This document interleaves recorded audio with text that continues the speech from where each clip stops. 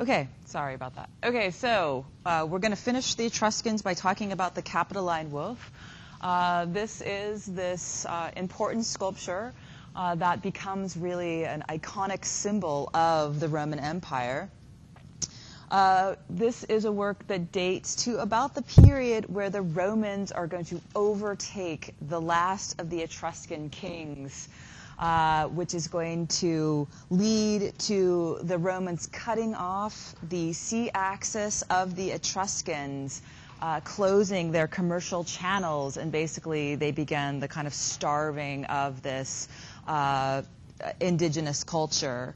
We're going to see a decline of their tombs and the imported goods, and ultimately the Etruscans are going to be absorbed into the Roman world.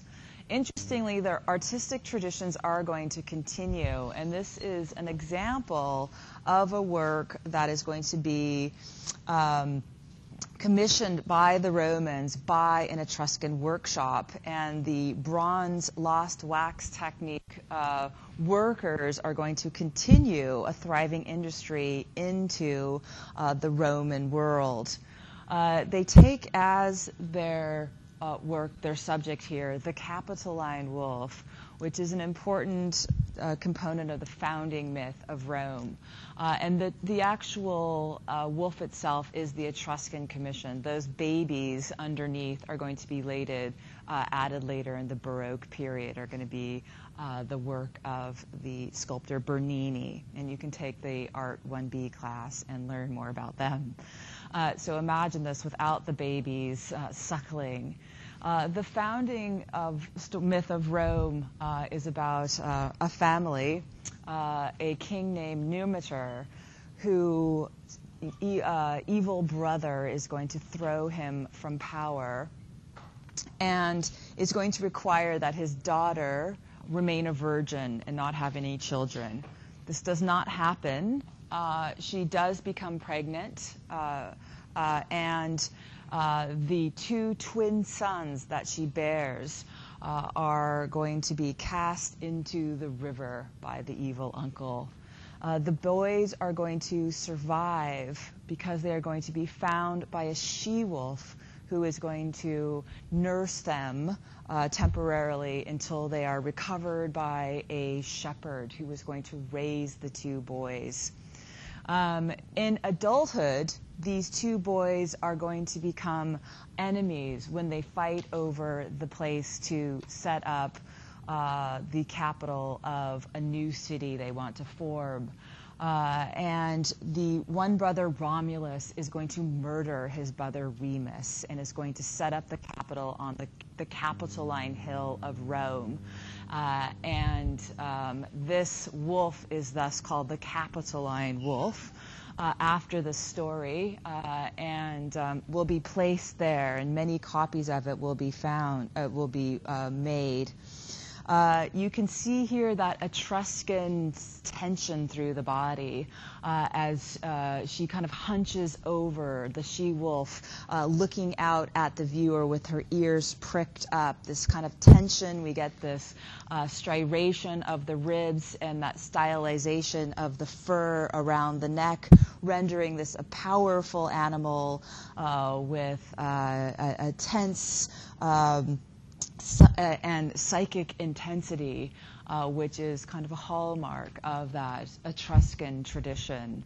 And this, as I say, will become extraordinarily widespread image of the Roman world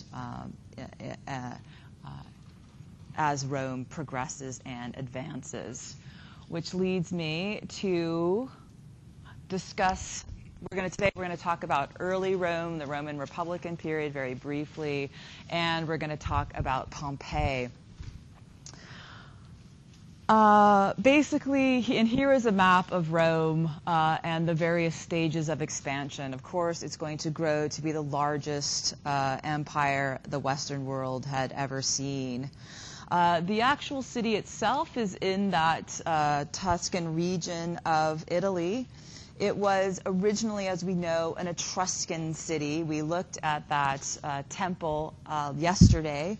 And in 509, Tarquinius Suburbus, the last of the Etruscan kings, are going to be thrown out of Rome, and then a constitutional government is going to be established, thus marking the Roman Republican period, which is going to be that phase of history that is going to be so touted by Augustus in the Arapaxis Augusti.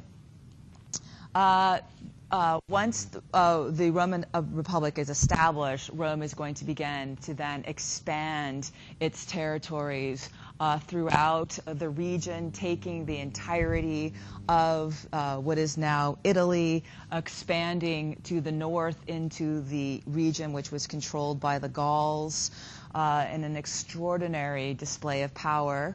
They are going to really begin to flourish after 323 when Alexander the Great falls. They're going to expand even further, taking in 211 the Greek city of Syracuse, which is the first time they're going to be exposed to the wonders of Greece and the arts there. They're going to be deeply influenced by what they see. And then by 146 BC, the whole Greek peninsula will become part of the Roman Empire.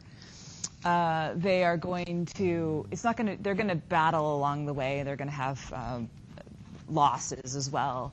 Part of the reason that the Romans are able to expand so successfully during this period is because in the early age they're going to offer those that they conquer various levels of citizenship, which is going to require them to basically join the legions of the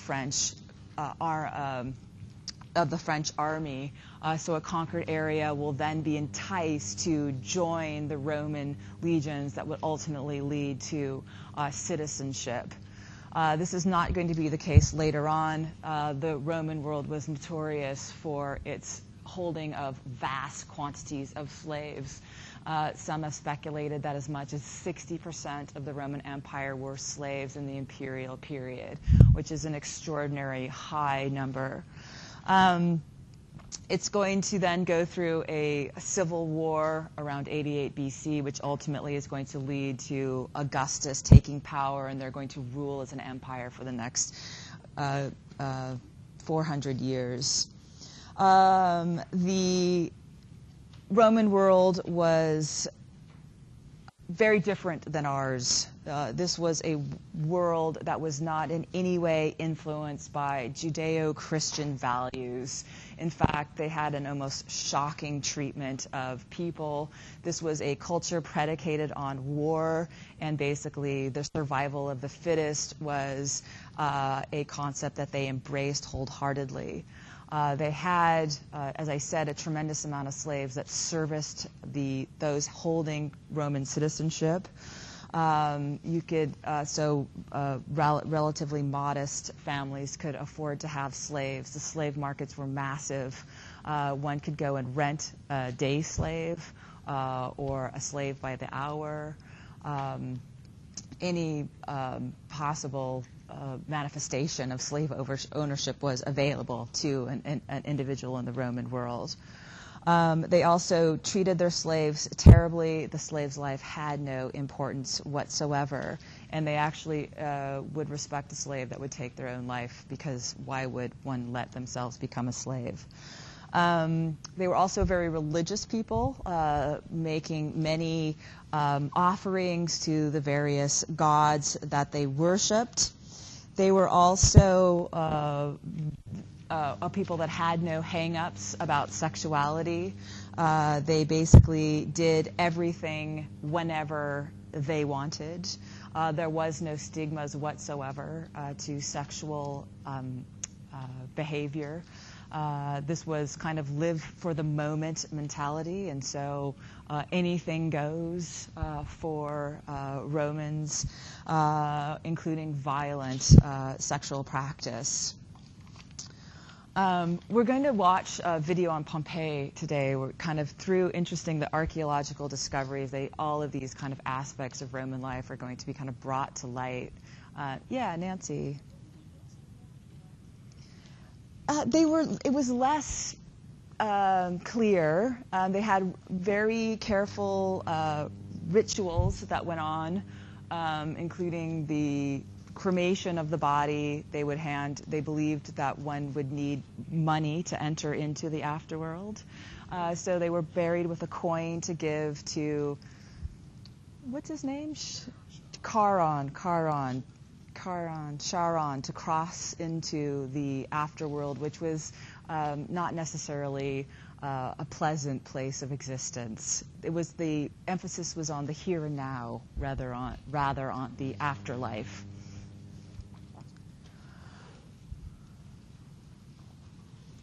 This is the Temple of Portunus, also known as the Temple of Fortuna Virilius, that dates to 75 BCE. It's a small temple that is found on the banks of the Tiber River, which was dedicated to the Roman god Portunus, the river god. It's in a pretty good state of preservation because it was converted to a Christian church pretty much early on. And it's a good example of Greek architecture, of Roman architecture, which has elements of both Etruscan and Greek influences. After Greece falls in 146 BCE, many Greek architects are going to flood into the Roman Empire. And I want you to kind of tell me where you see evidence of both Greek and Etruscan influence here. Stairs are what? Okay, we see a set of stairs in the front. Well, we have a front, right? Who else has a front? This is an Etruscan type, right? To have a raised podium and a portico in the front. So this is a clear facade, right? Or front. What else?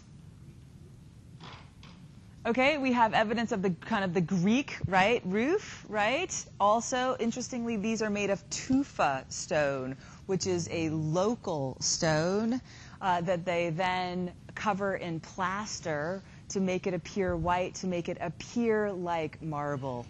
Marble is not so widely found in this region, and so they kind of imitate the marble of the Greek world. What else? Yeah, Nancy. Okay, good. We definitely see the Ionic. This is obviously a Greek type, right? So we see a Greek influence there. We see here also kind of an interesting hybrid. We're seeing a pseudo-peripteral temple because while we have these weight-bearing columns in the front, they become here, decorative.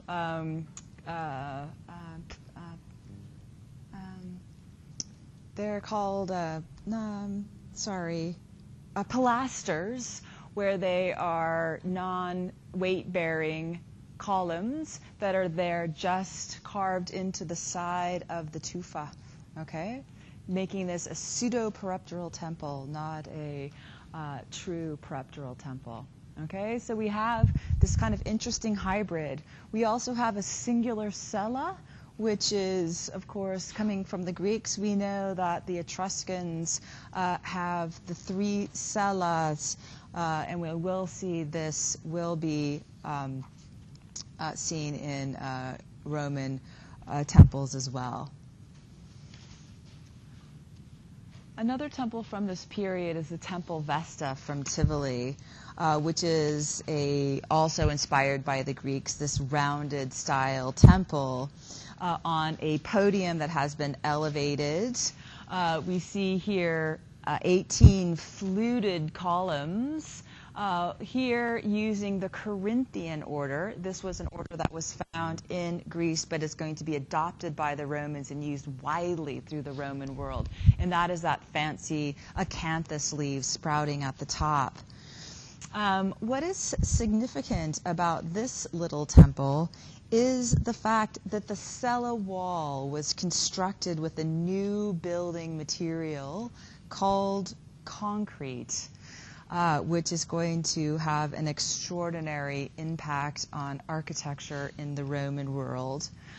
Typically, of concrete construction, it was faced with travertine, as will be typical of Roman practice.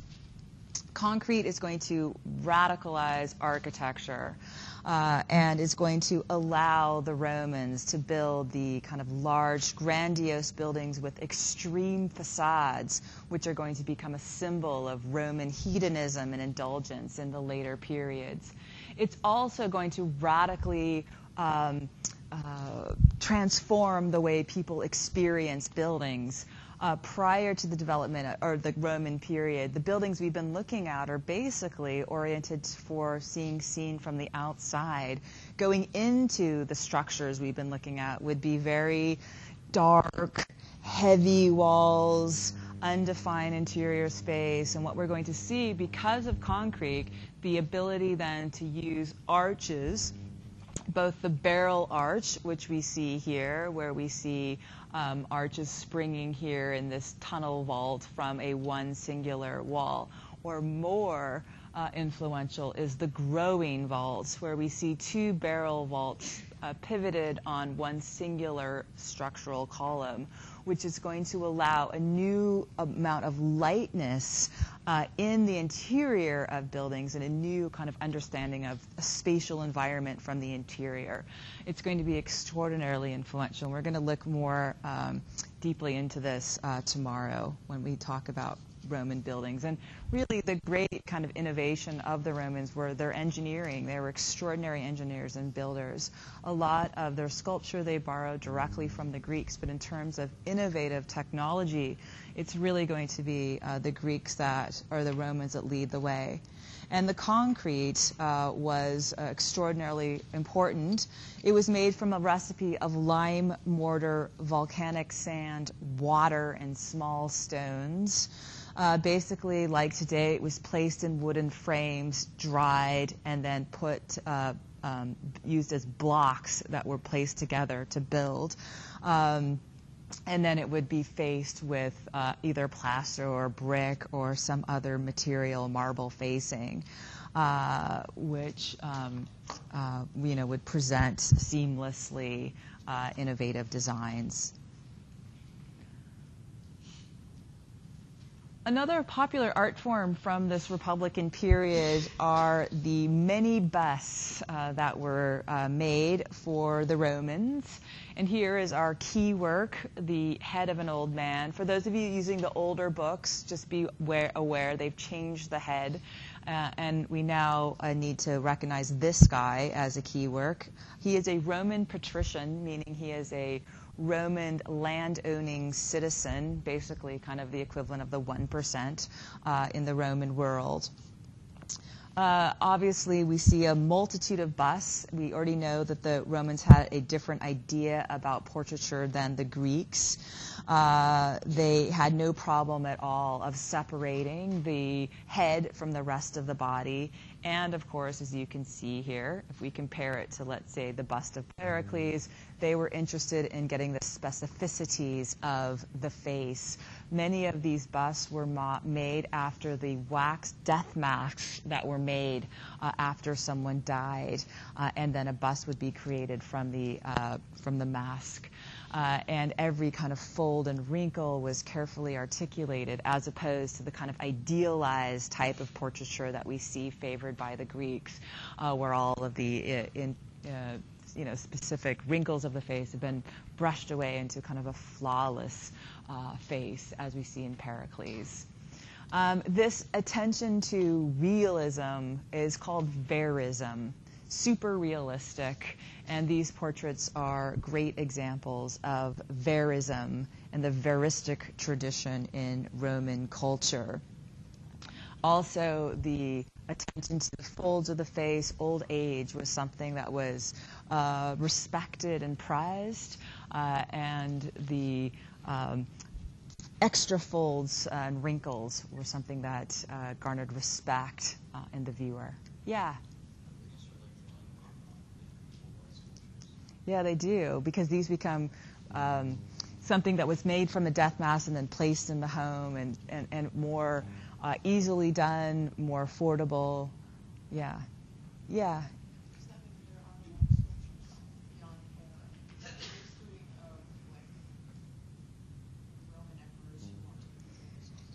There's lots and lots and lots of busts that have come down to us through the Roman world. And there's also a lot of sculpture as well. We do have a large amount of Roman remains. And I was actually thinking in our class, I mean, we live very close to the Getty Villa in Pacific Palisades. And I was thinking, during the fall and spring, I have my students go out to the villa. But I figured because we're at such a fast pace that would be too much.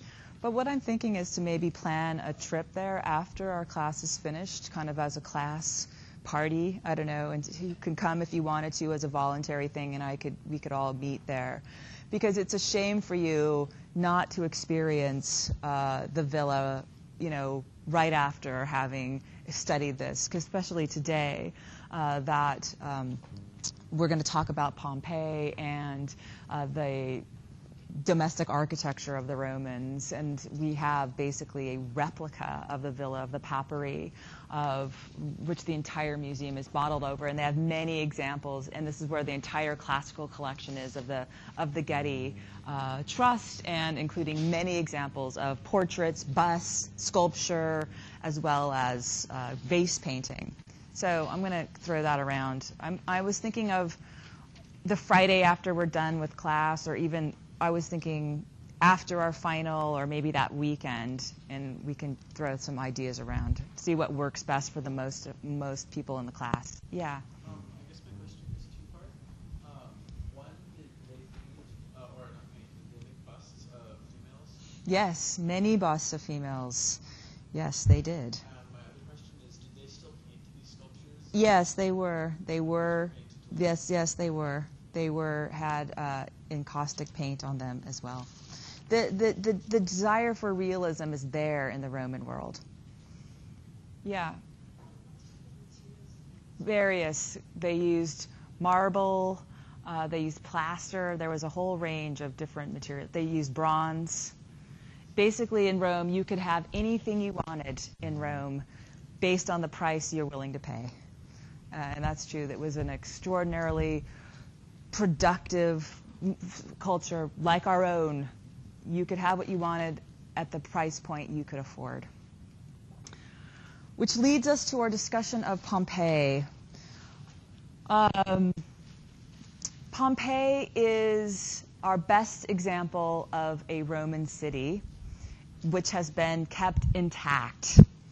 On August 24th, 79 CE, Mount Vesuvius is going to suddenly erupt, and this prosperous towns around the Bay of Naples are going to be buried in ash over basically a 24-hour period. And we're going to focus on the city of Pompeii, which was a city of about 20,000 people. I think it's most similar to the city of Santa Barbara.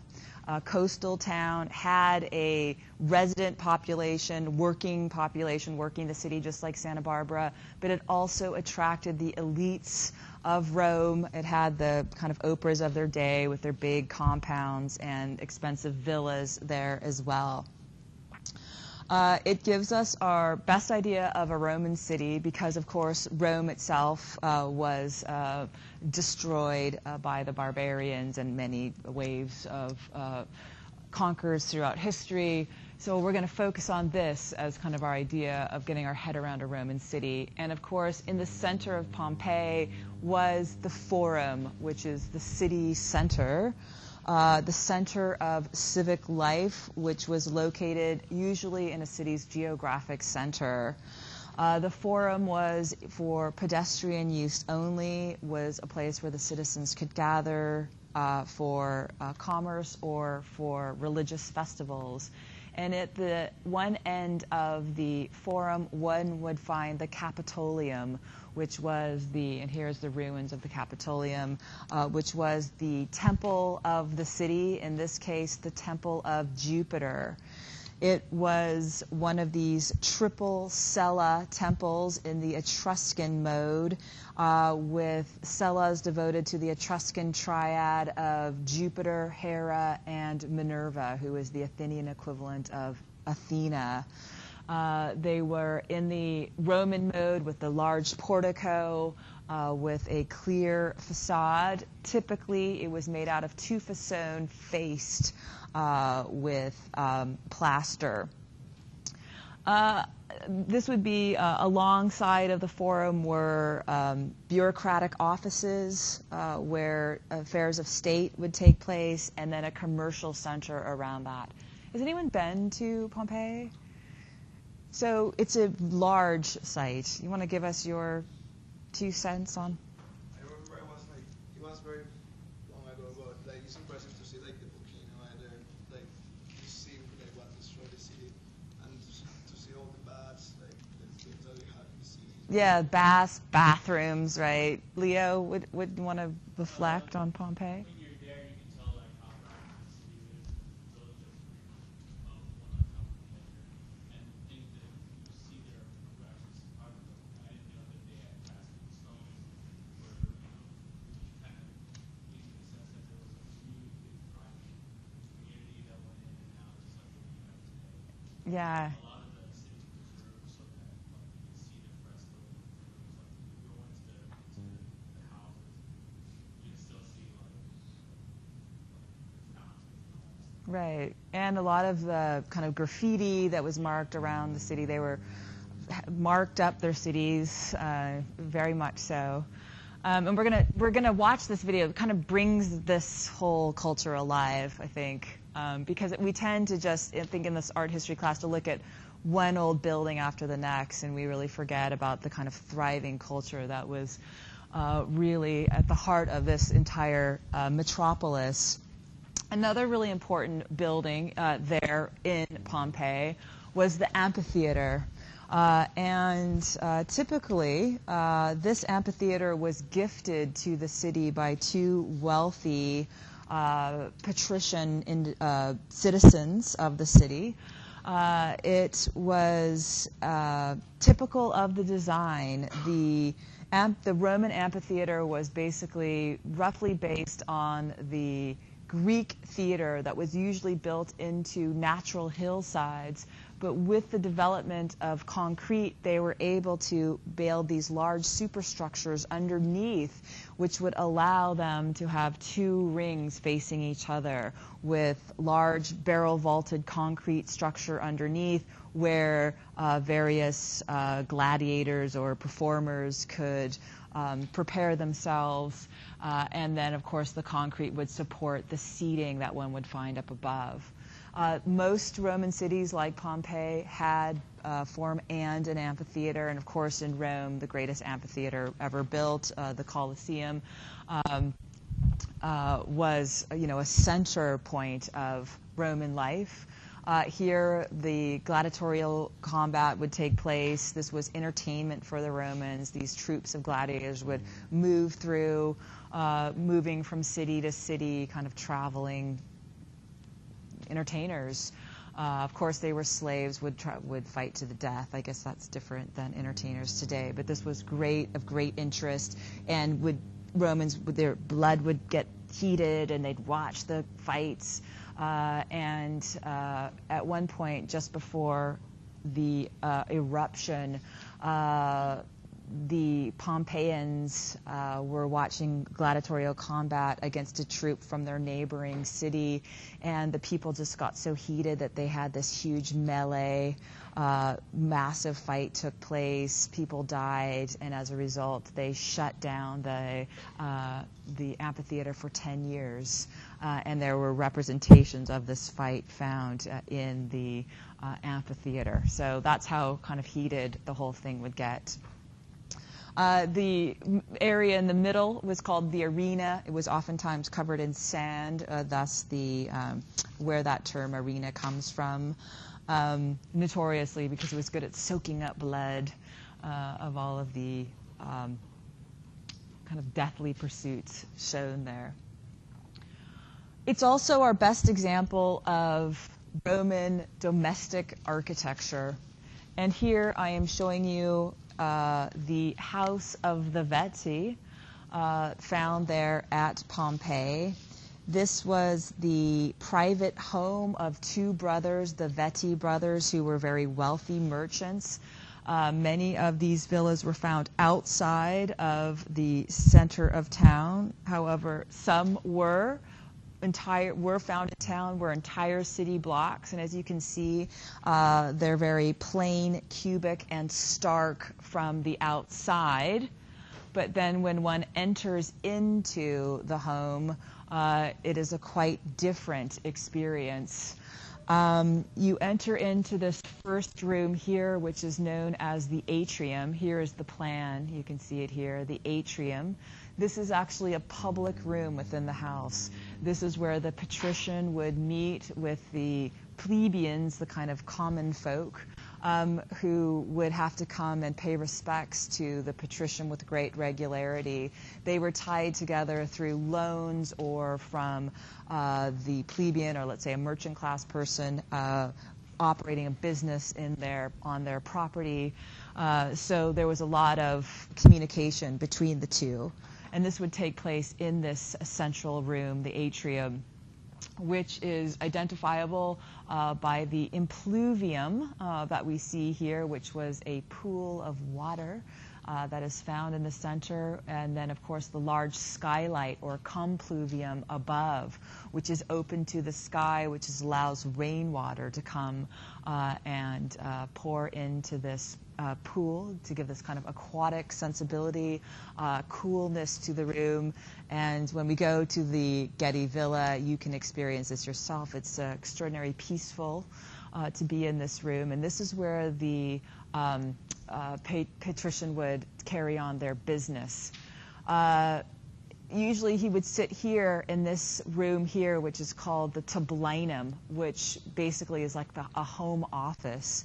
At one point it was a library, but then it becomes more and more like a hall.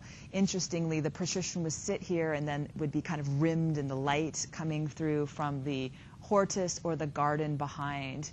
These houses, a sense of panorama is important to the Romans, where we get a sense of movement from dark to light, getting a sense of diversity within the domestic environment. And then these small rooms off the atrium are called cubiculums or bedrooms.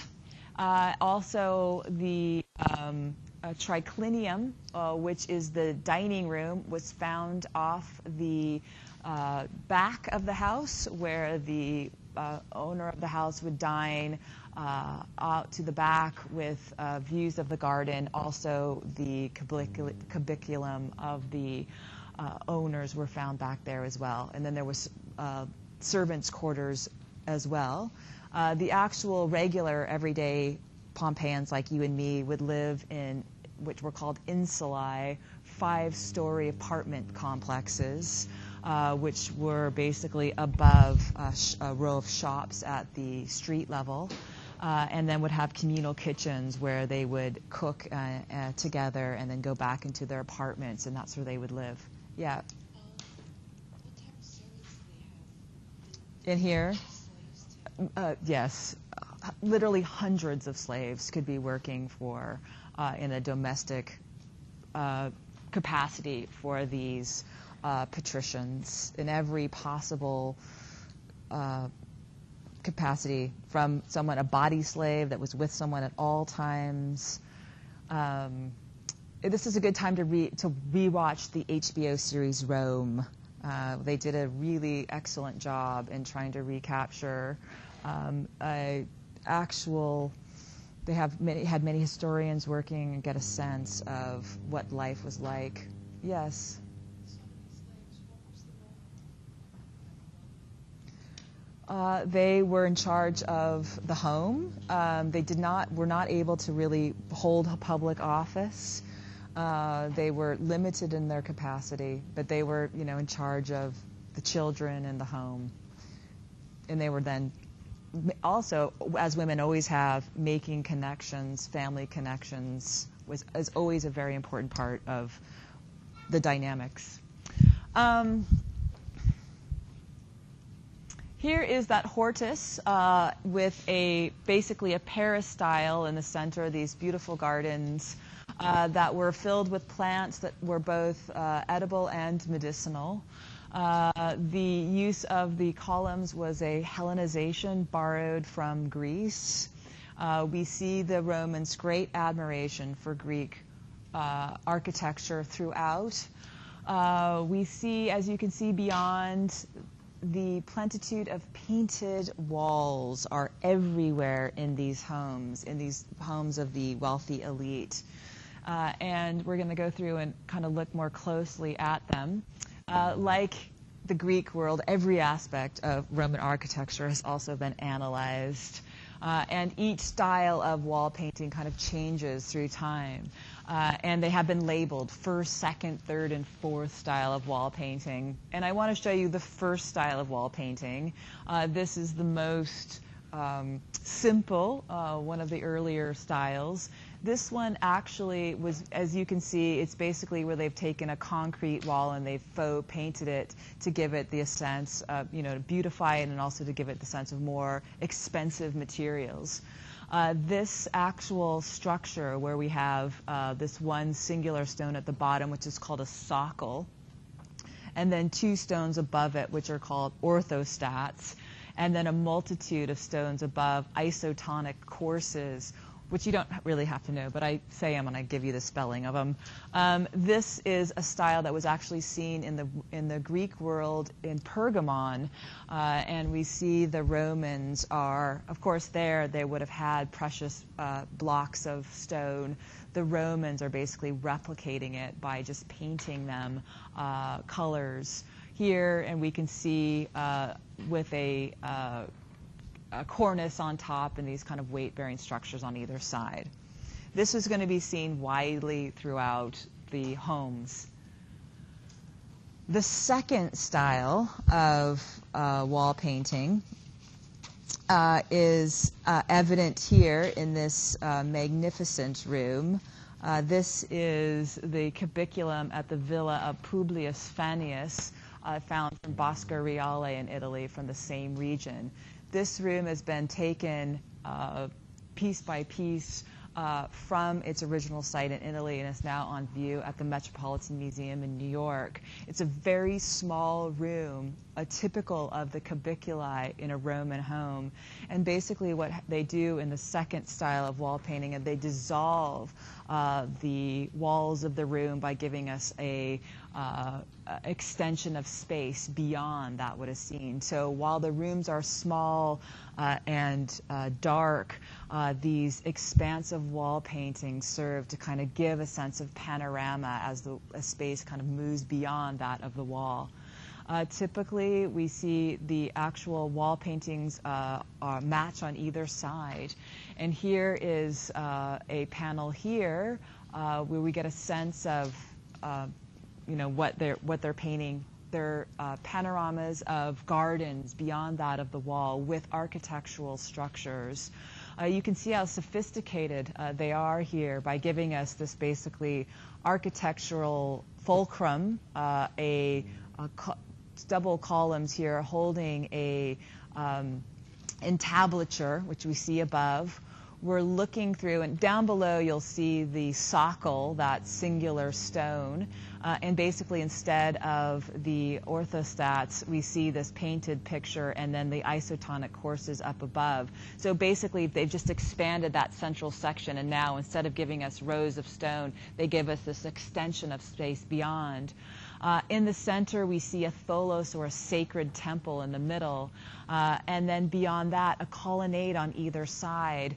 We see how sophisticated they are, giving us a sense of recession into space. The Romans really are the first to use single-point perspective, and we can see them using the diagonal orthogonals here to give the experience of recession of space. This is something that we don't really need to worry too much about grasping. It's something that is kind of discovered in the Renaissance, but interestingly, that's not the case, that the Romans were using the device earlier on, as evidenced here. Interestingly also, they use these kind of dark curtains that you can see here. No one really knows what the function of these are, these kind of mysterious curtains in many of these paintings. Yeah. What's that? Fresco. Yeah, fresco. These are fresco. The most famous of the second style wall painting is found here at the Villa of the Mysteries, found outside of town. This is the famous Dionysiac Mystery frieze.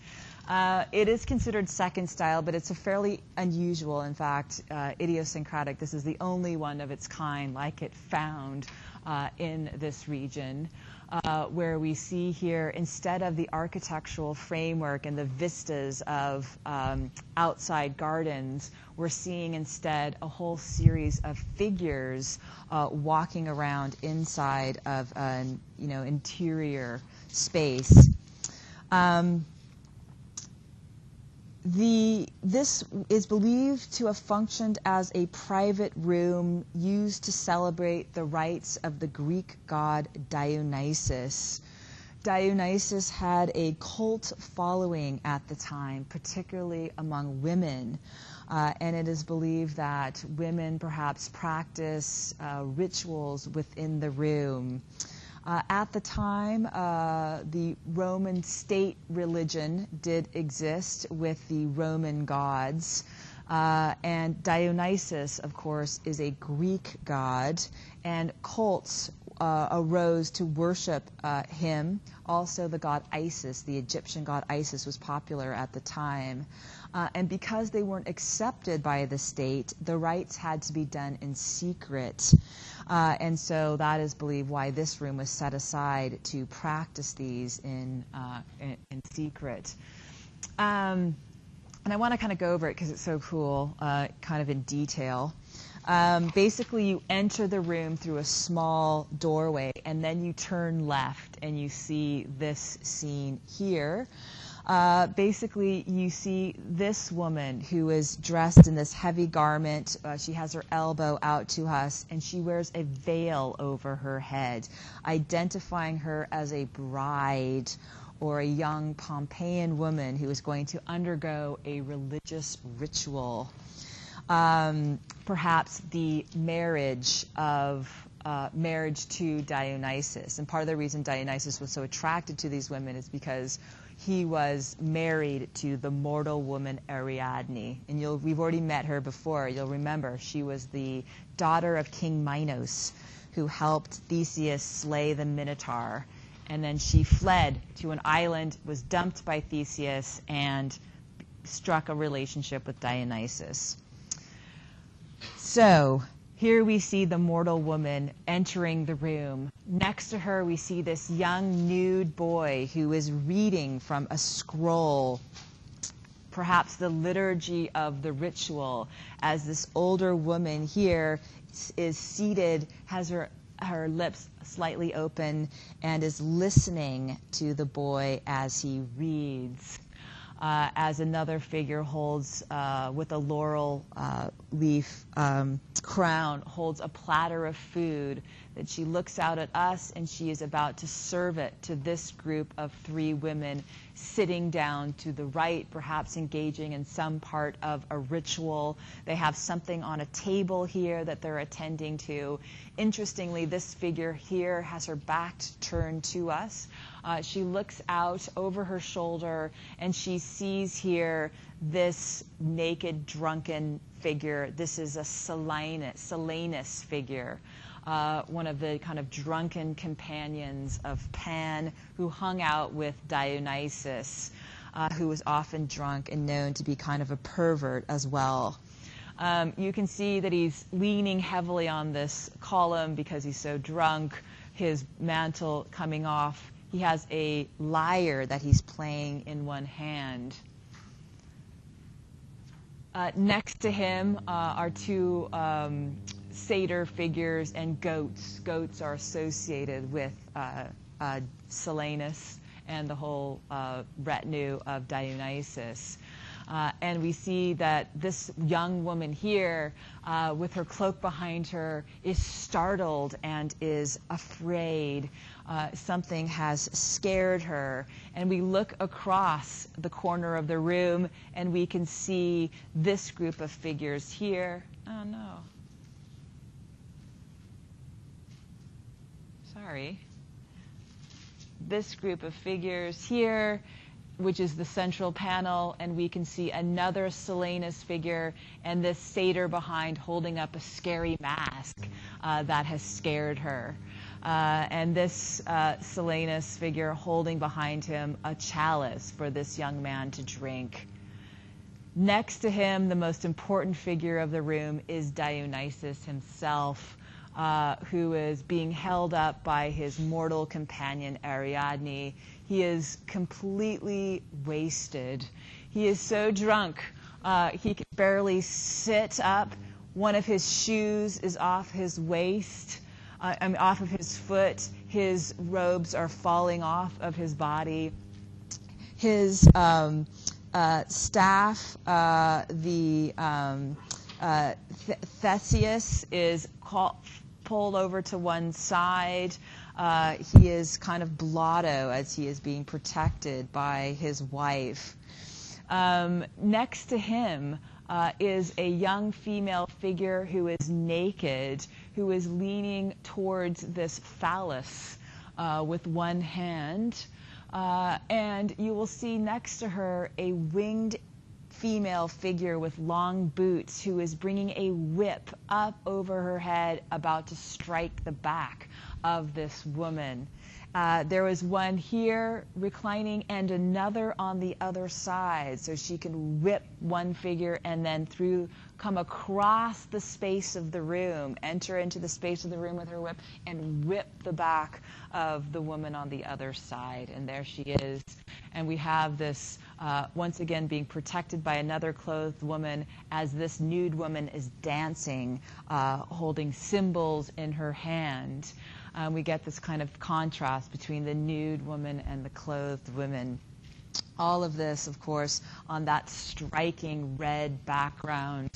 And at the very end, we see this patrician woman on this throne-like chair, perhaps the woman of the house or the woman who would be overseeing this ritual practice that was going on there. So very fascinating iconography, all made all the more kind of otherworldly by that red ground. And your just mind kind of wonders what exactly was going down in this room with these figures all about. Another style of wall painting, the third style that we see throughout, is looks like this. It's an interesting shift from the second style. It is very elegant with the skinny architectural framework, tiny columns holding up entablature above, and then in the center, miniature-sized, small little architectural world with these large monochromatic grounds, black and this ochre red used widely.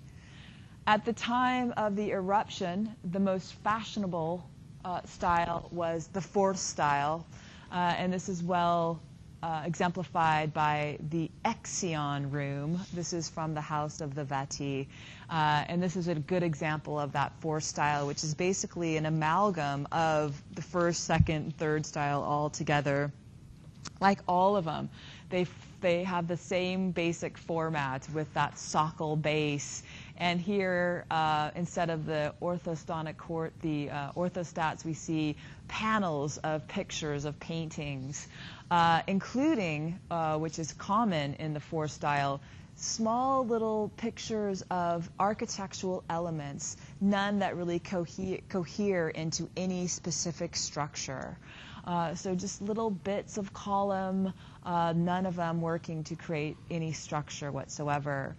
Here, a little bit of a third style panel, and here we see the panel which gives the name its room, the Exion room, where we see figures represented. Exion was a poor guy that took Hera's fancy, and ever jealous, the Zeus-Hera marriage, Zeus punished him by connecting him to a spinning wheel for the rest of his life, which is a strange punishment, but there it is. Interestingly, when Pompeii was discovered and the aristocrats throughout Europe sent people into Pompeii to basically take out whatever they could, one of the most sought after objects were actually figural paintings from the wall. So they would just go and just chip out any kind of figural wall painting. And so the ones that remain are pretty special. Probably the best examples of them were lost during the 18th century to the kind of free-for-all archaeology that was going on there. And that's all I have for you on Pompeii. So we're going to watch a bit of this video. So this is your film reflection question. And we get to watch for half an hour. It's not going to be the whole period, but it's enough to give you a sense of the situation in Pompeii and kind of bring Roman culture alive.